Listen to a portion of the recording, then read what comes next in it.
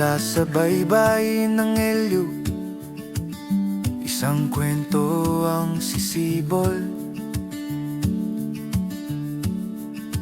Isinilang sa kaba, sa tabi ng dagat.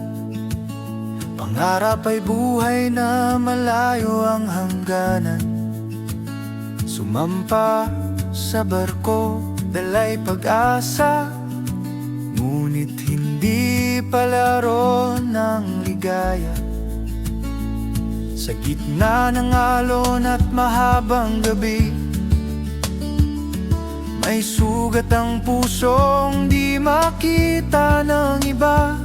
Kaya pinili ang tahimik na uwi. Iwan ang dagat, yakapin ang sarili.